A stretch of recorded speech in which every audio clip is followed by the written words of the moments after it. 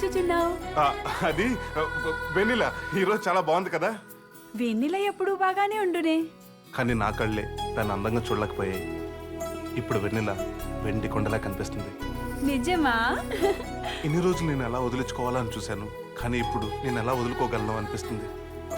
అదంతా కాదు కానీ మీ బాబు ఎక్కడ ఉంటాడు చెప్పు. అర్జెంటుగా ఫోన్ చేసి మీ కూతురు ఇక రాదు, మా ఇంట్లో నుండిపోతుందని చెప్పేస్తాను. మా తండ్రి గారికి ఫోన్ సౌకర్యం లేదు. అడుక్కు తినేవాడు కూడా ఐప్యాడ్ మెయింటైన్ చేస్తున్నాడు. అవును, ఇంతకు మీ బాబు ఏం చేస్తుంటాడు? పాపులకి శిక్షలు అమలు చేసేదరు. ఓ జడ్జా, ఇప్పుడు అర్థమైంది. అంటే నీకు కూడా నాలాగా నాటకాలంటే ఇంట్రెస్ట్. మా బాబులాగే మీ బాబు కూడా అవంటే అసహ్యం. అందుకే ఒకరోజు మీ ఇద్దరి మధ్యన వార్, నెక్స్ట్ డే నువ్వు ఇంట్లోంచి పరార్ కదా. యమజ, ఏమైంది? మా తమ్ముడు గుర్తుకొచ్చాడు. అంటే మనకు బామర్ది కూడా ఉన్నాడు అన్నమాట. నేనంటే వాడికి చాలా ఇష్టం. నేను లేకపోయినా, ఆహారం లేకపోయినా అస్సలు తట్టుకోలేడు.